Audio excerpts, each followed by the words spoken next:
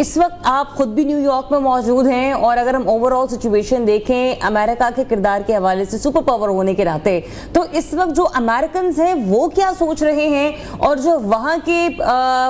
یوں کہہ لیجیے کہ پولیٹیکل حلقے ہیں وہ اس بارے میں کیا رائے رکھ رہے ہیں؟ آگے ریئیکشن کو آپ کس طریقے سے دیکھ رہے ہیں؟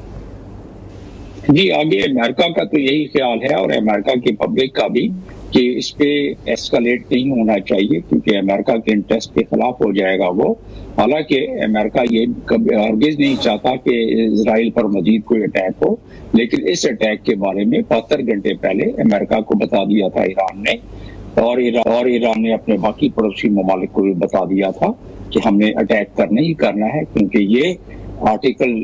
51 اقوام متحدہ کے چارٹر کے مطابق ہم اٹیک کریں گے، کیونکہ ہمارے کونسلیٹ پہ اٹیک ہوا جو کہ سمجھا جاتا ہے کہ ملک کا حصہ ہے. جس ملک کے کونسلیٹ یا ایمبیسی پر اگر اٹیک ہو، سیریا میں جو ہوا تھا، اس سلسلے میں اسرائیل نے تقریباً 1.5 دن پہلے اپنی تمام فضائی حدود کو خالی کروا لیا تھا، یعنی تمام ایئر کرافٹس کی نقل و حرکت ختم کر کے آئرن ڈوم کو انہوں نے مضبوطی کے لیے بالکل تیار کر کے رکھ لیا تھا کہ جب کوئی ایران کی طرف سے کوئی ڈرونز یا کوئی میزائل یا کروز آئیں گے تو اس کو نیوٹرلائز کیا جائے گا، جو کہ انہوں نے کافی حد تک کر لیا. اور سب سے بڑی بات یہ ہے، آپ نے امریکہ کے حوالے سے سوال کیا، امریکہ نے 2 بحری بیڑے مزید اپنے لگا دیے تھے، کیونکہ 1 ہفتے پہلے سے ان کو اندازہ تھا اور 72 گھنٹے پہلے ایران نے خود بتا دیا تھا. تو اس لحاظ سے صرف اس لیے یہ بحری بیڑے مزید لگائے گئے تھے کہ اسے استعمال کر کے اس میں جو ساز و سامان تھا وہ خاص طور پر پیٹریاٹ میزائلز کے حوالے سے، جو کہ آئرن ڈوم کے حوالے سے ہے، جس کی وجہ سے 300 جو پروجیکٹائل فائر کیے گئے، جس میں کہ کروز میزائل بھی تھے، ڈرون بھی تھے اور میزائل بھی تھے، تو اس میں سے زیادہ تر کو نیوٹرلائز کیا گیا. لیکن ایران کا بھی مقصد یہ ہرگز نہیں تھا کہ کسی آبادی پر اس کو ہدف بنایا جائے. ایران نے ایک بیسز کو 2-3 کو ہدف بنایا، ایک بیس کو انہوں نے ہٹ بھی کیا، اور یہ وہ بیسز تھے جو کہ مقبوضہ فلسطین میں ہی تھے جس کو کہ ہدف بنایا. اور خاص طور پر ایران نے اس کو اپنا اناؤنس کیا کہ یہ ویانا کنونشن 61 کے تحت، جس میں کہ آپ ڈپلومیٹک مشنز کو، یعنی ڈپلومیٹک جو بلڈنگز ہیں یا جو ایمبیسیز ہیں یا کونسلیٹ ہیں، ان پہ آپ حملہ نہیں کر سکتے. تو یا اور باقی تمام جو اس میں لوازمات دیے ہوئے ہیں اس کے مطابق اس پہ عمل کرنا ہوتا ہے. سب سے بڑی بات یہ ہے کہ انٹرنیشنل قانون جس کا میں نے ذکر کیا، چارٹر اقوام متحدہ کا چارٹر 51، اسی لیے اسرائیل پر بہت زیادہ پریشر ڈالا گیا کہ ریٹیلیٹ نہ کرے. گو کہ اسرائیل کے کیبنٹ نے یہ ڈیسائیڈ کیا ہے کہ وہ بھی اپنا حق محسوس کرتے ہیں کہ ریٹیلیٹ کریں گے. پھر اب کا تجزیہ یہ ہے کہ اسرائیل مستقبل قریب میں ریٹیلیٹ کرنے کے قابل نہیں، کیونکہ اسے ایک تو پریشر امریکہ کا، لیکن پریشر سے ہٹ کر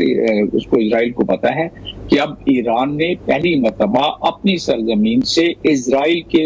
وجود میں آنے کے بعد پہلی مرتبہ اسرائیل کی سرزمین پر ڈائریکٹ حملہ کیا ہے. اور اب اس کے بعد یہ معاملہ جس کو پنجابی میں کہتے ہیں جھاکا کھل گیا ہے. اب ایران مزید بھی حملے کر سکتا ہے اس معاملے میں، اور امریکہ کا اور اس وقت اسرائیل کا جو اس پہ اسرائیل کا خرچہ ہے تقریباً 1.25 کروڑ کے قریب صرف آئرن ڈوم پہ جو فائر کیے ہیں، اور جبکہ اس کے مقابلے میں ایران کا کوئی خاص خرچہ نہیں آیا کیونکہ میزائل ایران سستے بناتا ہے. تو اسرائیل کو دیکھا جائے تو اس کو کافی، اور اسرائیل پورا ٹراماٹائز ہو گیا ہے. اسرائیل کے لیے ایک بڑی ایکسپینسو جنگ یقینی طور پر ہو سکتی ہے. ڈاکٹر صاحب، جس طرح سے آپ بھی یہ کہہ رہے ہیں، امریکہ کی پالیسیز کو آپ کس طرح سے دیکھ رہے ہیں؟ جب سے غزہ کا معاملہ بھی شروع ہوا ہے تب سے ہم دیکھ رہے ہیں کہ جو امریکہ کی پالیسی ہے وہ ڈبل پالیسی ہمیں دکھائی دی ہے. پہلے اسرائیل کو سپورٹ بھی کرتے رہے ہیں، بہت سے مغربی ممالک آج بھی یہی کہتے دکھائی دے رہے ہیں کہ جو بھی غزہ میں ہو رہا ہے وہ غلط ہو رہا ہے، لیکن اس کو روکنے کی کوشش کہیں پر بھی ہمیں دکھائی نہیں دیتی. اس معاملے کو آپ کو کیا لگتا ہے، اس معاملے کو بھی اسی طرح سے ڈیل کیا جائے گا؟ ابھی اسرائیل کو منع کیا جا رہا ہے اور بعد میں پھر اسرائیل کو سپورٹ بھی فراہم کر دی جائے گی اگر اسرائیل ریٹیلیٹ کر دیتا ہے؟ نہیں، سپورٹ اسرائیل کو ریٹیلیشن کرنے میں اس لیے نہیں کی جائے گی کہ ان کو پتا ہے کہ ایران اس قابل ہے، خاص طور پہ ایران کی جو پراکسی اور جو ملیشیا ہے اور ایران کی پریزنس ہے لبنان میں فلسطین میں، عراق میں، سیریا میں اور ایون گلف کنٹریز کے بہت سارے علاقوں میں. تو ایران پتہ ہے ان ممالک کو، خاص طور پر یونائٹڈ اسٹیٹس کو، کہ ان کی جو انٹرسٹ ہے بیسز. آپ کو یاد ہوگا 2020 میں جب سلیمان ان کے جو کمانڈر تھے، کمانڈر ان چیف تھے، جب ان کو ہدف بنایا تھا عراق میں، تو اس وقت بھی 5 میزائل ڈالے گئے تھے امریکن بیس پر، اور امریکہ نے اس پر ریٹیلیٹ نہیں کیا تھا، کیونکہ وہ 5 میزائل ایران نے کہا تھا کہ ہم نے اس کو اپنا حق استعمال کرتے ہوئے ضرور آپ پر ہم اٹیک کریں گے. کیونکہ اقوام متحدہ کا چارٹر جس کا میں نے حوالہ دیا، اس میں یہ دیا ہوا ہے کہ کوئی انڈیویجول کنٹری اس پر حملہ ہوتا ہے تو وہ حملہ کا جواب دے سکتا ہے. ایران اس پورے خطے میں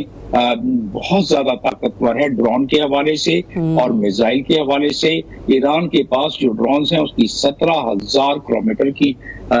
رینج ہے، اور اس رینج تک وہ پہنچ سکتا ہے. ملٹری ان کی 6 لاکھ سے زیادہ ہے، اسرائیل کی صرف 2 لاکھ ہے. ایران کے ٹینک 4,000 ہیں، اسرائیل کے 2,000 ہیں. تو ایران کو اگنور نہیں کیا جا سکتا. جو ڈاکٹر صاحب آپ نے اس وقت ملٹری کمپیریزن ڈرا کیا ہے، اس کے حوالے سے تو یہی نظر آ رہا ہے کہ ایران زیادہ اسٹرانگ ہے، لیکن نیبر کنٹری ہونے کے ناطے آپ کو لگتا ہے کہ پاکستان کو آنے والے دنوں میں کسی نہ کسی مشکلات کا سامنا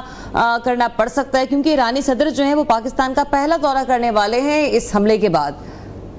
نہ صرف یہ بلکہ سعودی بڑا ہائی پاور ڈیلیگیشن پرسوں وہ بھی تو آ رہا ہے نا ہمارے پاس، اور وہ 5 بلین کی انویسٹمنٹ کے حوالے سے آ رہا ہے. تو یہ، اور جب بھی اس قسم کی کوئی ڈیلیگیشنز آتی ہیں تو خطے میں جو بھی صورتحال ہوتی ہے اس پر اس کا بھی تذکرہ ہوتا ہے، اس پر بات ہوتی ہے. تو آپ کی بات درست ہے کہ پاکستان ایسے معاملے میں یا پورے خطے کی وہ ممالک جن کے تعلقات دونوں ممالک سے ہیں، اور ہمارے سعودی عرب تو نہیں ہے، ایران ہمارا پڑوسی ملک ہے، تو ہمیں تھوڑا سا بیلنس کر کے چلنے میں دشواری تو بہرحال ہوتی ہے.